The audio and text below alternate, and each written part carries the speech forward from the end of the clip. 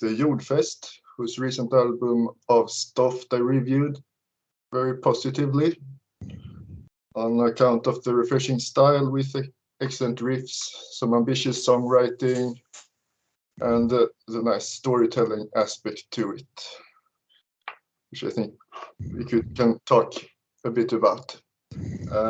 So about your band name, Jordfäst, it means sort of earthbound, right? But it means that you're buried. Yeah, it's an old word, a Swedish word for burying somebody. Yeah, binding them to the soil. Earth. Yeah.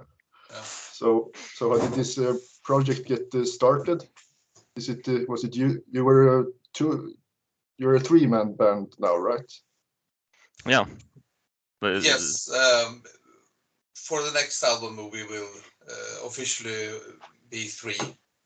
For Av Stoft, we consider still a two-piece. All right. So the drummer was like a session musician then. Yeah, we had two different drummers. We had one for the first album, Hädan Efter, and then another for Av Stoft. But it's the same drummer that plays on Av Stoft that will play on the third album as well. Okay, so he became a permanent member then. Yeah. So was it you two guys who started the project, or? Yes. Yeah. It started like a long time ago, or it started as just drunken talk a long time ago, and then slowly developed into recording with no other purpose than just having fun, just making simple 1 or 2 session songs in Elis's apartment. This room. And we started in your old place. Yeah, we did. In the same building. But yeah, and then it just developed into more ambitious songs, still in Elis's apartment. And, yeah, because on these 2 albums that you have released, they're really ambitious songs. I mean, they're really long songs, and there's a lot of lyrics and a lot of stories. So I mean, it really seems like you're taking it very seriously now, at least. Yeah. I think we did that since we started to write the first album. Because like the first riffs, they were a little bit more brain dead. Yeah. And like try to make it as simple as possible, but you can still find those elements in Jordfäst, like the mixture between extremely simplistic riffs and melody wise. At least you can hear it like in every song that we have released. When I say every song, we have released 4 long songs. but for example, the first album, the ending of that album, the song Hädanförd, it ends with like big choirs. But on that whole riff, there's only one note on the guitar, like this, with no stop, like for almost 2 minutes, but nobody thinks about it, but it's there in 2 minutes straight. Yeah, I listened to your debut and Av Stoft today, and Av Stoft still holds up. I must say, the debut was the first time I heard today, and it's a bit raw, a bit more simplistic. There are a lot more elements at play in Av Stoft. Yeah. More dynamic songwriting, more atmospheric passages, a bit more melody perhaps. Yeah. But if you think about it, like the first album, that first song is very, very simplistic. And when the second song arrives, it's still simplistic, but it becomes more and more what the Jordfäst is on the second album. So I can hear the second album evolve, like yeah, for sure. where the story will continue. And I think people will react the same way on the third album as well. It's like a continuous wave, you know. Yeah.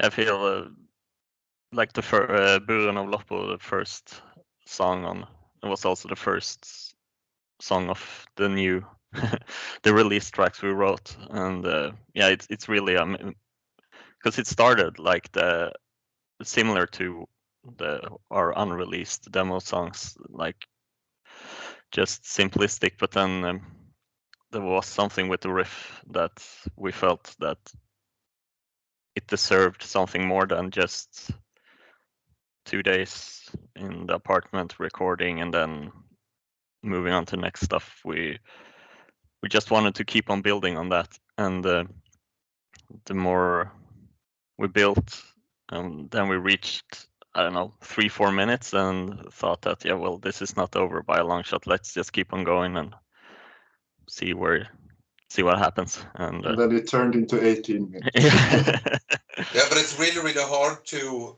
tell a story like that in 4 minutes. It can't be done, you know. And the more lyrics, the more music, right?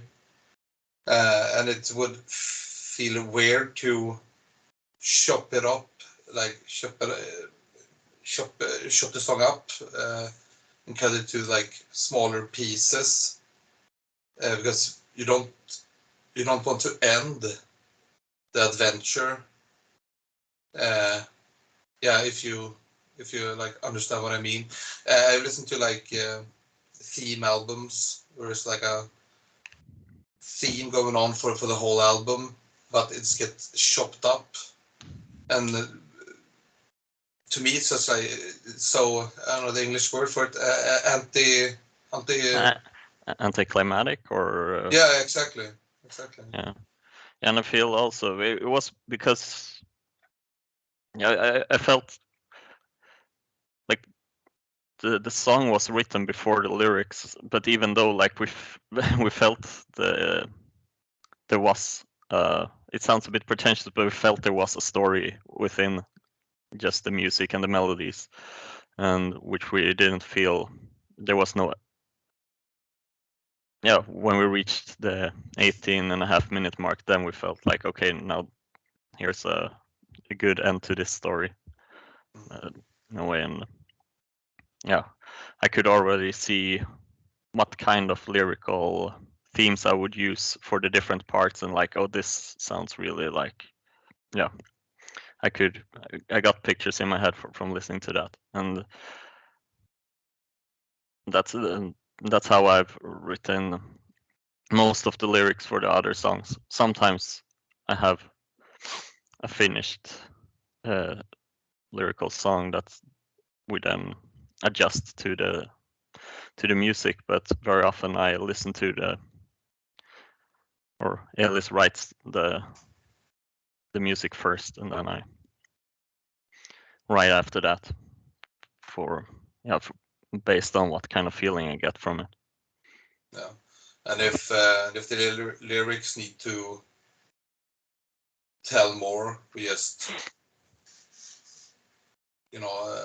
make that part of the song longer, like try to build it up to something new. It isn't like I'm used to rehearse in a rehearsal space and write that way, and it always get a little bit compromised. I always had a feeling that either the music get compromised or the lyrics, or I haven't cared about the lyrics at all and just know this is what the song should be like and we can change it. But with Jordfäst it's easier, since we recorded, we are only two wills that write and like create the music. Then we have the talented Mr. Joachim Unger on drums. And when we are finished with the songs, we send it to him, he listens to it, and then we record the drums on an already recorded track. Yeah. So he records everything to click BPM. So I understand that the lyrics are quite important to this band, right? Because you talk about your songs as stories, not as songs, but as stories. Do you want to tell? Yeah, yeah, of course. Yeah, it's very important for me. That's kind of how where I have my creative, what do you call it? My creative output is through text, through lyrics, like, and so. So yeah. what inspires these stories then? What because there are similar themes in both albums. They are themes about, well, older Scandinavian life and themes about death. Yeah. And yeah. Yeah, I mean, death is really a central, or it's maybe not the central theme, but it's always, when you're playing extreme metal, I think death always it's always present, or should always be present. But of course, the lyrics touch upon so many other things, and it mostly focused on, like, the Scandinavian past is really where we have put our main focus in, and to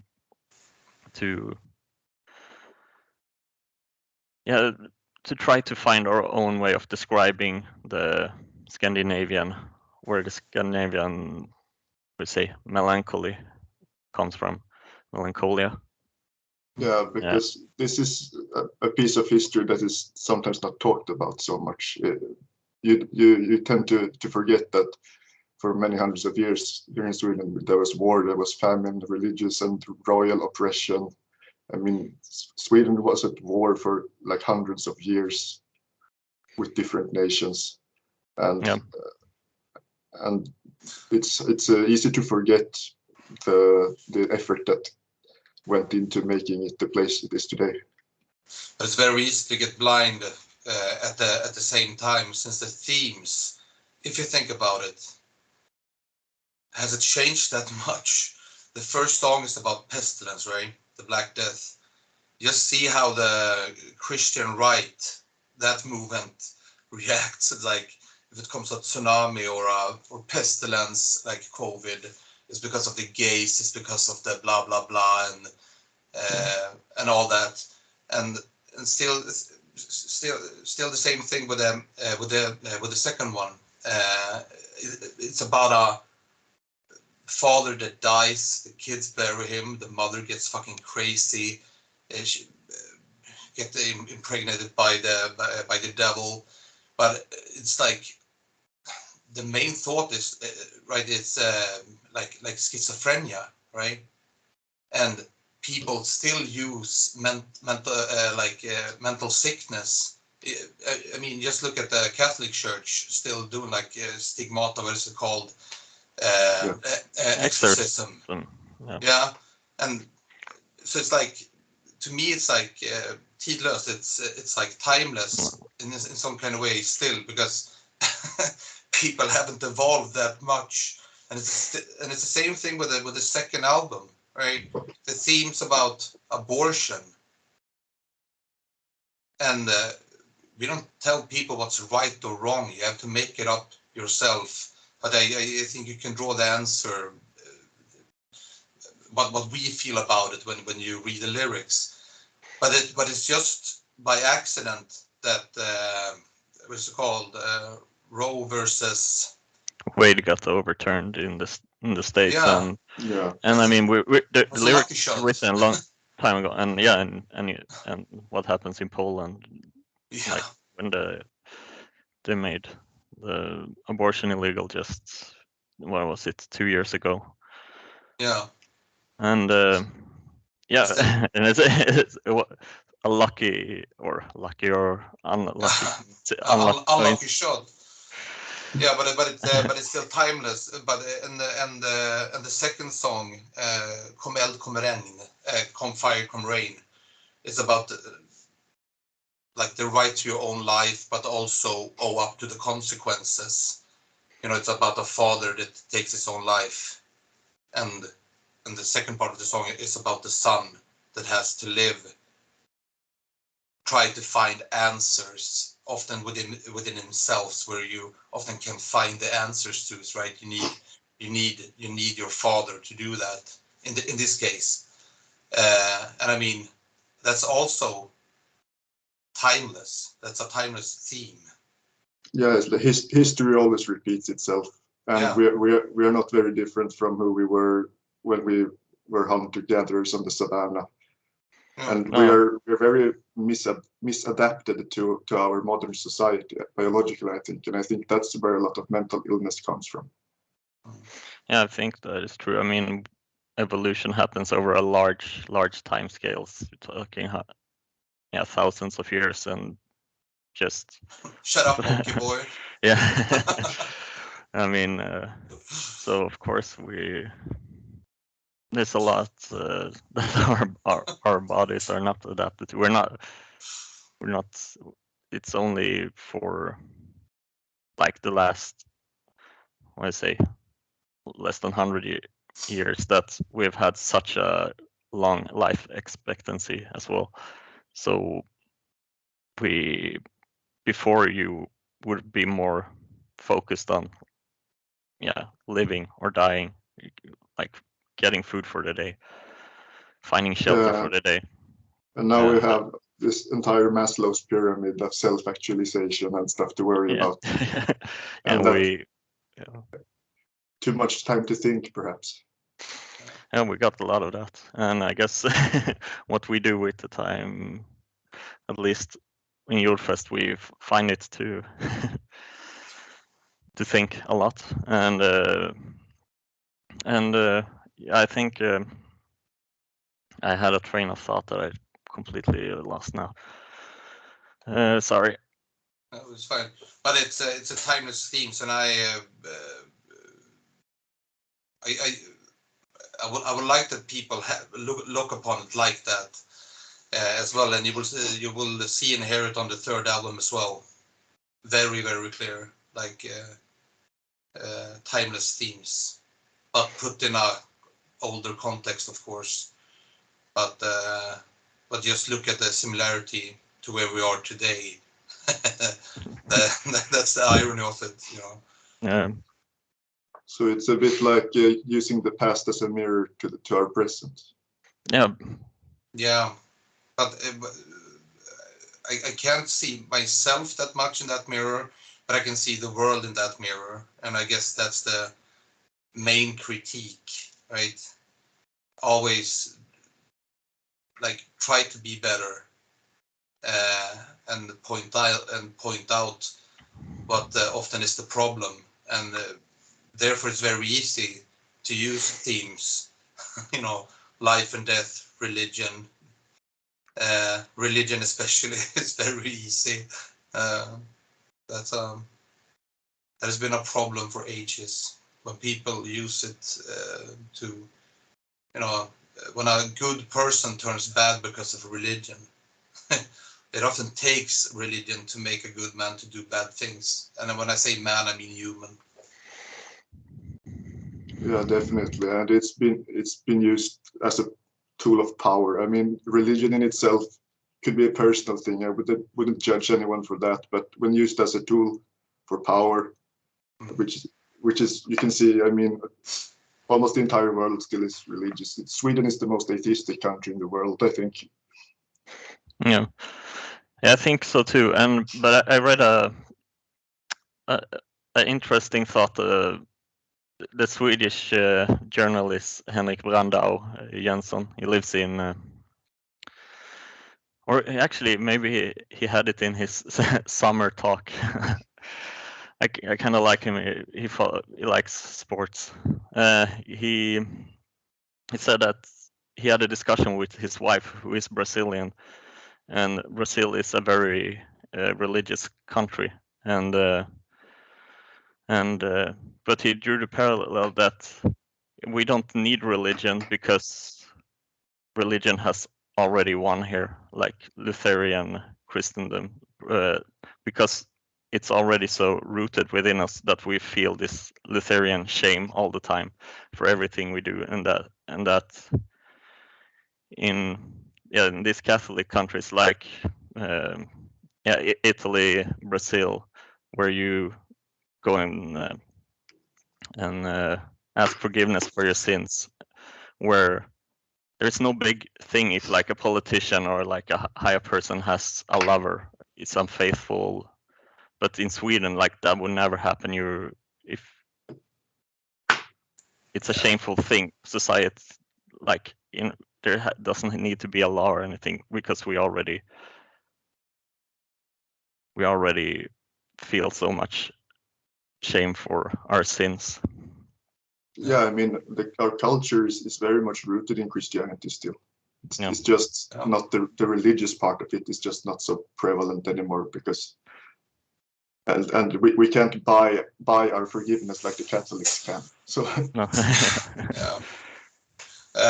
When I was a kid, I was told to ask forgiveness to the person that I harmed, even though that my mother came from like the free church, kind of hippie free church, you know. I don't know if that's a Swedish thing, but my father was a priest as well. My father is an atheist now. He's a doctor, but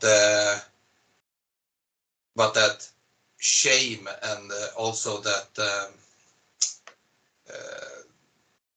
that scare of actually believing in hell. It's a fucked up thing to teach children. I would go so far to say it's like barnmisshandel. What is that? Child abuse. Child abuse. Yes, 100%. Yeah, I think it's disgusting. Disgusting. Yeah, I can remember being afraid of hell. I was like 5 years old, and I went to this like Sunday school thing. I don't know why my parents sent me there, because they are also atheists, but they probably just wanted to get rid of me for a while. And I have a similar experience. oh, really? Yeah, I used to go Kyrkans barntimmar. It's called. Exactly. Yeah. Yeah. And I remember being afraid of hell for about a year, and my father had to like tell me about how it didn't exist, but he was the one who sent me there to begin with. So yeah, I mean, and then he bought you a Nintendo instead. PlayStation, actually. Okay. But yes. And I mean, the concept of heaven and hell is pretty weird. I mean, heaven. Why would people want to go to be somewhere in eternity? That sounds like hell, no matter the place, to me. Yeah, it's. But it makes good themes. Yeah, it definitely does. As allegories, metaphors, and stuff like that. I mean, I have a Bible in the bookshelf. I read it sometimes just for, not because I believe in it, but because, especially, I mean, Book of Revelation is pretty interesting. You know, Satan invades heaven and stuff. It's pretty good sci-fi, but you shouldn't take it literally. You should read the Quran as well. I actually read the Old Testament and the Quran, like a couple of pages every night. It's crazy books. Yeah, I mean, it's such a foundational piece of work for our culture. Like, it's referenced everywhere. Like, even lyrics are, of course, our lyrics have a lot of allegories too. Like, I mean, Av Stoft comes from it's a paraphrase of that prayer you say during burials. Dust to dust, ashes to ashes. Yeah, exactly. Because it means of dust, and you're saying like, of dust we're born, and to dust we return. Yeah. And well, so there's no heaven in sight for you guys. No, I hope I'll just disappear when I die. That'll be best for everybody. So about your the musical side of Jordfäst then. We talked a lot about the lyrics, so about the music, I described it in my review as if Moon Sorrow copulated with Watain. Is that somewhat correct to what your influences are? At least old Watain has been very, or not old, but medium Watain. Yeah. For me, it's Sworn to the Dark and Lawless Darkness. Yes. The good Watain. Yeah. Yeah. I mean, they are like probably still brilliant, but I don't get that excited listening to it anymore. But I mean, the two albums mentioned, it's classics. It's extremely good. But Moon Sorrow, don't blame me here. I can't reference one song. I can't tell one song from Moon Sorrow. The riff that start the second song of Av Stoft, Komel kom regn, like da da da da da da da da da da da da. It's like, to me it seems like timeless. It sounds like old Swedish folk music. But the thing is, I wrote that riff when I was 16, and I recorded when I was 37. So I mean, so I have a hard time to like, what did I listen to at that age? Probably it comes from like Blackmore's Night, something like that. Not the type of metal that I was listening to in that age. I guess. I mean, 16, 17, maybe some. I can't remember what bands like that play that kind of music. But I didn't use it then, of course. But I have that melody in my head. So many of the riffs, more of the simple riffs, are like riffs that I wrote like almost 20 years ago. And now you get to use them. Yeah. But, to get them out of your head. Yeah, but that's the thing, is like riffs don't have to be that complicated. It can be cool with complicated riffs. And I can listen to very complicated riffs by others, and I think it's, oh shit, this is really, really cool. But do they fit the themes that we want to do? I mean, you will hear some crazy riffs on the third album, a little bit more chaotic. But it's like in the time of battle, like aggression, like puke, blood, and piss coming out when you cut up your enemy, Yeah. like disgusting, and it needs that type of riff. But I don't want to write a song with that type of riff, because we don't want to tell that story either. Only blood and splatter, but Yeah. But some stories needs to be told, of course. And but I mean, musically wise, yeah, I record everything at home. I write the drums. I have my own ideas, and but our drummer, he has like free hands to do almost whatever he wants. But I try to explain to him like, this is important in this riff. You need to think about this, like bam. In Komel kom regn, it's like dum bam, boom bam, boom bam, boom bam, and that's a repeated pattern. Yeah. When we play that riff, and that's the hook in the riff, and like stuff like that is very, very important. And of course the breaks and like stuff like that. But when it comes to fills and things like that, I mean, we can use words like lead the way, but his brand should also be in Jordfäst. And I don't want to be a dictator. Nice. It should still be fun for him to play with us. And I trust Joachim because he understands what we are trying to do. But I feel like that all along the way that we try to give all artists and craftsmen like quite open hands when they work with us, because I feel that's how artists work the best, when they don't feel confined into a small box. Like when Jens, who played drums on the first album, more or less the same thing, and the artists that made the cover for the first album as well, and Elis dad, who made a cover for this album too. Yeah, because I noticed there was the same last name there. Yeah. And it's a ship that sails through thunder on corpses. No. Right. No, it isn't. It's a seed.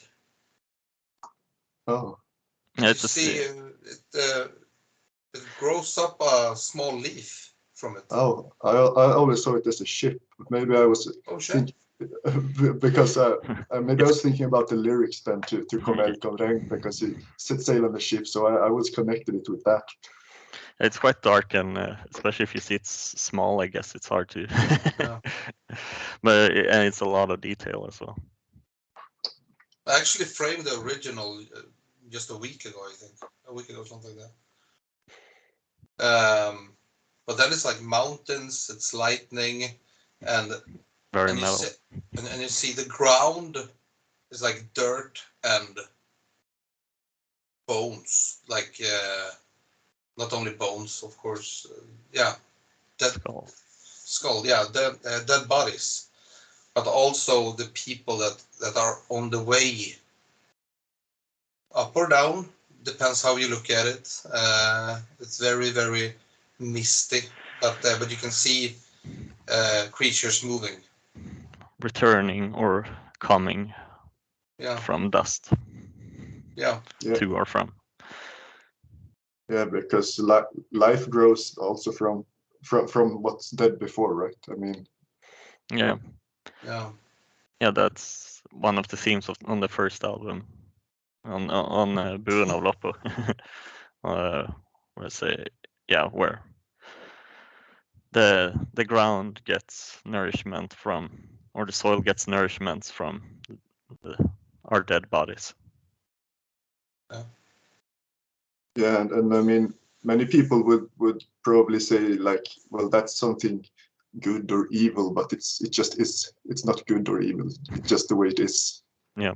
The universe is very indifferent. It's mine. Yeah, yeah, exactly. No, we're all made of stars. Yeah, exactly. All the heavy elements are made in stars. It's pretty fun when you think about it. It's like when people wear like gold rings, stuff like that. It's like a fucking star explosion. Shit's like thrown out of the whole universe, crashes with the earth, layer upon layer upon layer. Then somebody like digs it up, melt it down, and put on the finger when they get married. It's an amazing thing when you think about it. Like, right? And we're all made out of this. I mean, it's a weird thing.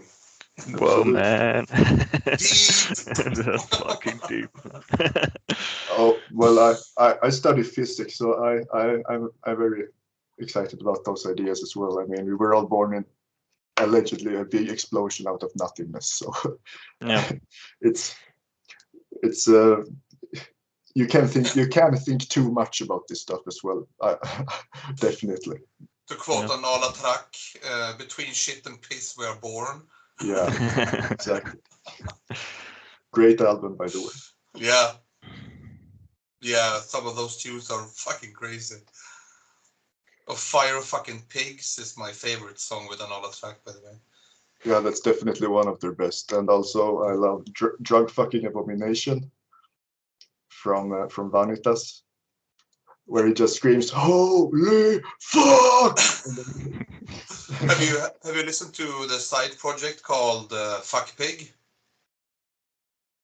I might have. I don't remember.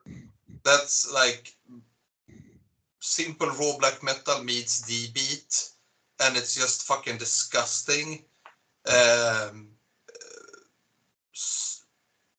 Sodomy in the name of God, and Britain get fucking AIDS. That's like two great song titles. I think it's almost like it's a more disgusting themes than an Alla track, and the music is much more simplistic, but it's fucking great. People should check it out. It's fuck pig without the C. It's like fuck pig. I won't bow down to anyone. Fuck you and fuck your son. I mean, it even rhymes. yeah. Perfect. It's amazing. It's really amazing. You know the old movie The Witch? Not the new one, but the old one is called The Witch, right? Häxan. I don't think I've seen it. It's like the devil. Fatain used it on Chimera, I think. Like the blue devil. Mayhem. Mayhem. Didn't I say Mayhem? You said Vatain, but Oh shit! Of course I mean Mayhem and Yeah. and Chimera. That's from The Witch, Häxan, and Fuck Pig used that in their video. It's only clips from that movie, and that's the song. I think it's called Sodomy or Sodomized in the Name of God, and yeah, great tune. It sounds like a band that sounds like its band name. Yeah. Should do a cover band called Pig Fuck. Yeah. But I mean, you have to be able to use extreme themes in extreme music. I think. I mean, it's like Mika from Impaled Nazarene always said when people confronted him about his lyrics. It's like, well, extreme music needs extreme lyrics. Deal with it. Yeah. And then they get banned in Germany and places due to controversial content. And I mean, you sing about abortions, so that would probably be controversial somewhere as well, and that would probably be a success for you, right?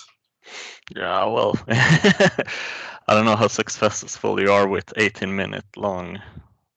No, but I mean, yeah, but I mean, if you manage to provoke someone, you probably have got the point. Yeah. But with that said, I mean, it isn't a must that Jordfäst needs to write songs that are 18 minutes. I mean, we can write songs that are 40. No, but I mean, it wouldn't come as a surprise if I start to write songs that are like 10-minute long if we have stories that would fit that. Like a theme album, like this whole album is the same theme and it's ended up in maybe 6 parts instead of 2. I mean, it isn't a must that the songs has to be that long. It just happened, you know. Because the story wasn't finished. Exactly. Yeah, Exactly. I mean, it isn't like a like stand out in some kind of way. I mean, the songs could have been shorter, but they just became longer and longer, and we need to tell the whole story. Yeah. I think it works very well on Av Stoft. I mean, the songs don't feel too long, and they have very distinct sections and parts to them. I mean, now you also split them up into separate tracks. Like for Spotify, yeah. On Spotify, yeah. That's kind of a compromise we had to do because it works so great that you don't get paid per minute. So you get paid per song streamed. Oh, and right. And I guess like the record label would lose money just putting it up there. Yeah. And that's a fucked up system because Spotify and like the digital world in that way, they make people write short bangers. Yeah. And how can you tell like a story? I mean, you need to be extremely talented if you want to like shorten down all that lyrics and all that you want to tell in a song to fit that format so perfectly. So it was very natural for us to edit it up in 9 parts when we put it up on Spotify. I mean, when you listen to it, you don't even think about it. There's no breaks in it. It just follows. But you support the band 4 times as much as you would have done if you only listened to one song. I think for the little we get picked up on algorithms, we get some more if a song is like in this kind of auto-generated playlists. Yeah. I think they don't add 18-minute songs there, but they might or they have added like 4.5, 5 minutes snippets. Yeah. Even if it's taken out of context, hopefully somebody will take a liking to that snippet. Yeah. And then give the whole album a chance. Yeah, I mean, when it says part 4, you kind of expect that there are 3 parts before it. So, speaking of part 4, that's probably my favorite section of the album, Abortologium part 4. That groovy, danceable riff comes in. It's very unexpected, like. It's at the start of part 4, anyway. I never listen to the parts anymore. Well, the rhythm guitar, the rhythm guitar starts to play in this choppy manner instead, like. Yeah. Yeah, exactly, and like that, and then. Yeah, it's a real like martial. March kind of thing. Yeah. I know. And also the can I say chorus in Kom eld, kom regn. After that long build up, when it just explodes into you singing the title of the song. Yeah, the ending of the song. Is that what you mean? Oh well, it's around the middle. I think it's like kom eld, kom. Yeah. Kom eld. And that makes the whole exactly. build up there pay off very nicely. Yeah, and that's the part where Jocke from Skogen, Jocke from Skogen sings. Yeah, there, yeah. So har dig. Then you have me, and then it's because of me. So he portrays the devil in some kind of way here. Perfect voices from Jocke. It's he can get quite deep. Bass. Yeah, he actually told me, it's like when they play with Skogen,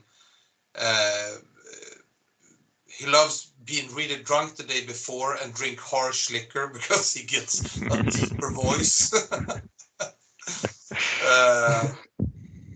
And when they recorded their last album, I mean, they were very happy with the songs, but Jocke couldn't get that deep because they wrote the songs too high. And when the songs get higher, he needs to go even deeper to fit like 1 octave lower down, and he couldn't do it. And that's the reason why it's so, light vocals in that album. Just so because they didn't even think about it when they wrote the songs. It's like, yeah, I would sing this, but shit, I can't sing that. I can't get down there. He wasn't drunk enough the night before. I should drink more. Crazy.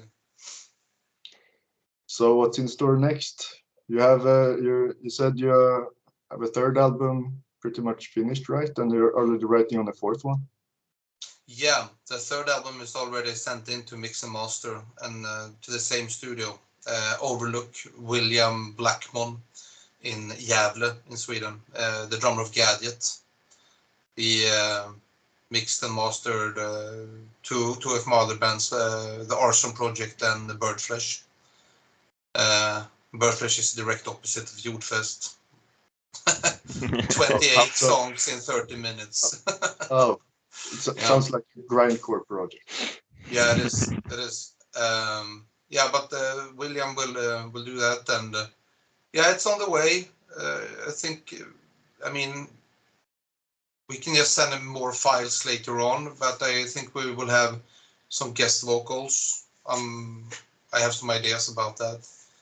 And the fourth album we're already writing.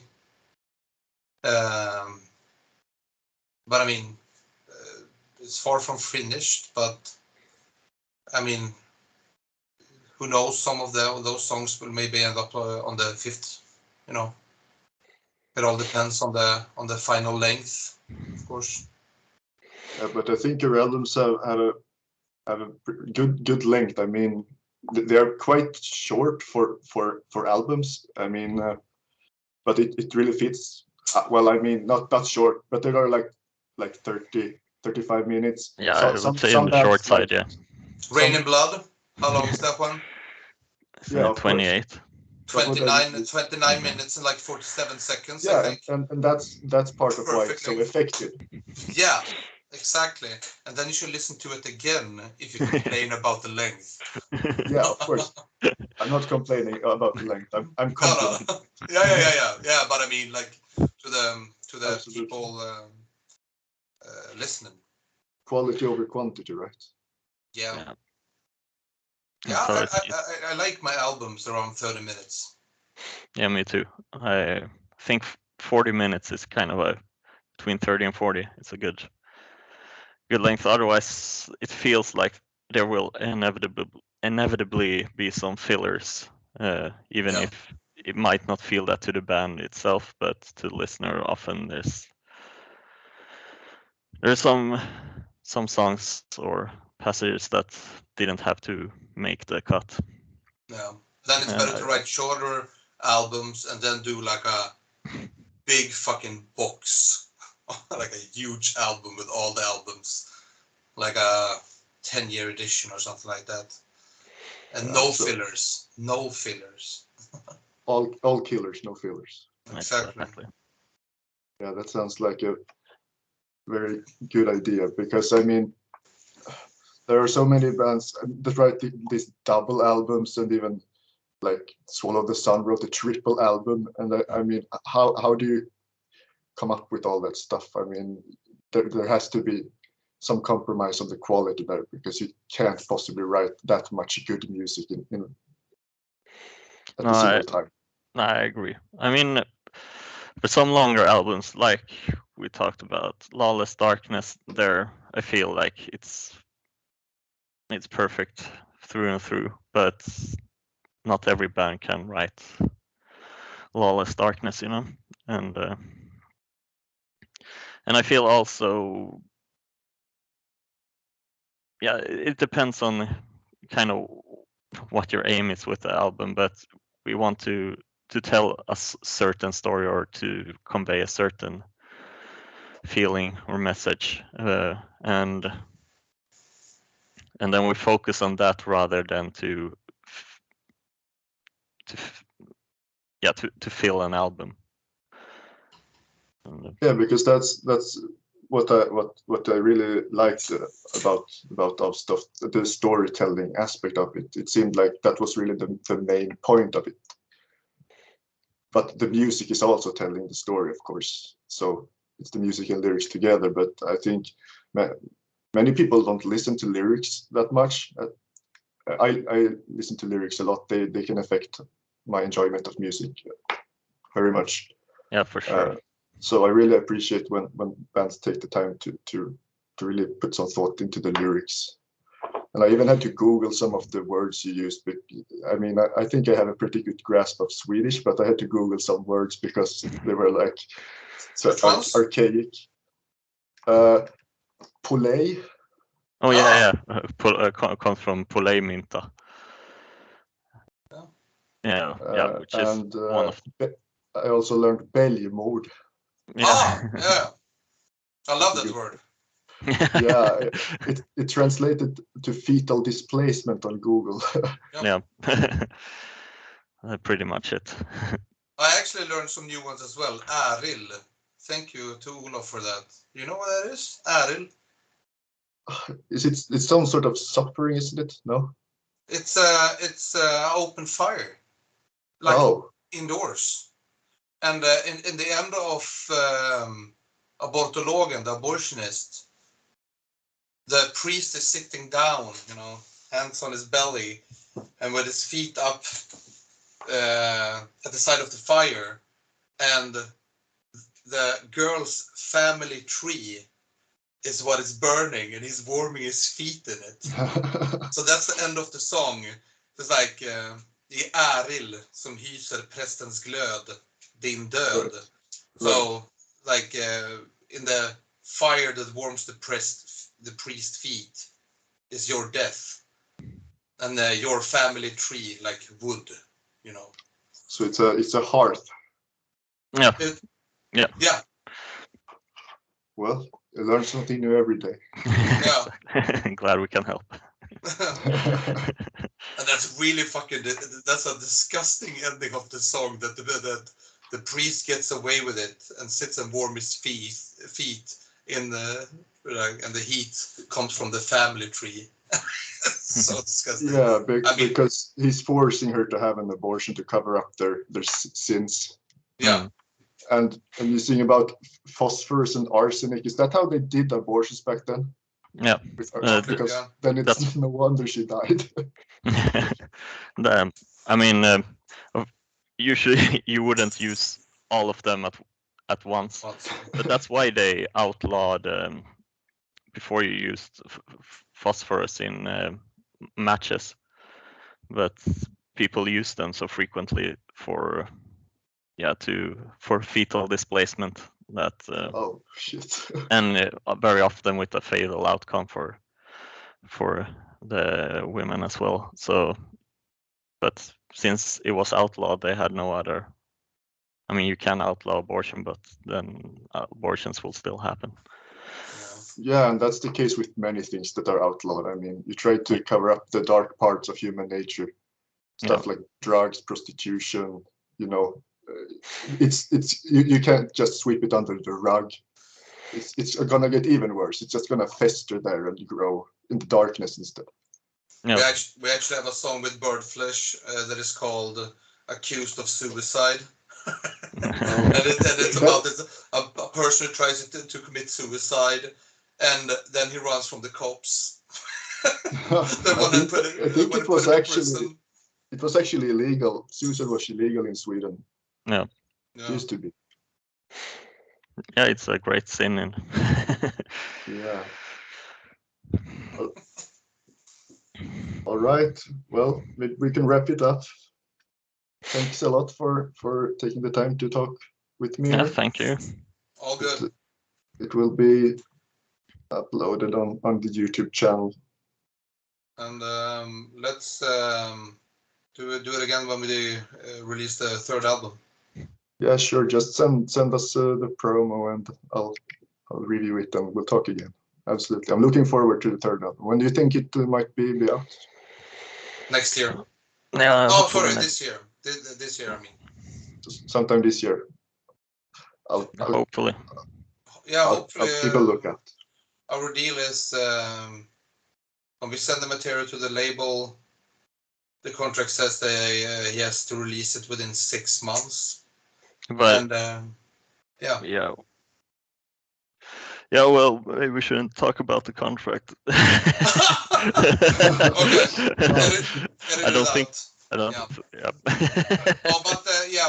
But it would probably be released this year. Hopefully.